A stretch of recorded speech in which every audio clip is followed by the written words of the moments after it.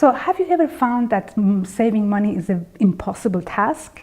Or have you ever found that by the time you get a pay rise, the actual money is gone, and you don't even know where it's gone? So you are not alone. And financial problem is nothing to be ashamed of. Unfortunately, this is a very, very important skill which they don't teach us at the school. And if you ever thought that financial skill or money mastery is something that must be in your DNA or is a talent that only runs in the family, I've got a good news for you. It is not. Financial mastery is not a talent, it's a skill. And the skill can be learned at any age with a bit of practice. And my purpose and mission is to make the money mastery fun, fast, with no jargon and no big promises or hollow promises. So I have a news for you that money is not a problem. Many people think that, oh, if I had only this much money, so then my problem would have been solved. Honestly, there is no amount of money that can solve a financial problem, because that's actually happens because of the money mindset, the poor mindset around money. We need to fix that first.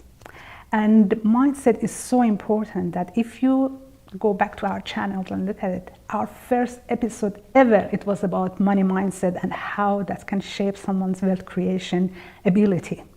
So money mindset is the biggest thing. So people ask me, should I save or should I invest? Which one to do first? But remember, both of these topics are very much interrelated, but at the same time, completely separate process. Because if you don't save money, how can you invest money?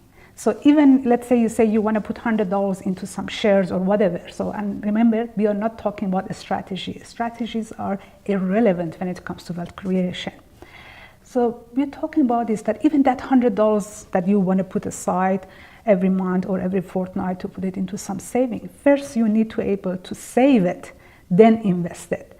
So, but to answer your question, it's both. We need to invest, save, and invest. You can't say that, okay, we have to save to a certain amount before we invest it. It depends on your saving goals or investment goals, which depends on that. The strategy or the amount can be tailored to where you are at and how you're going to do it.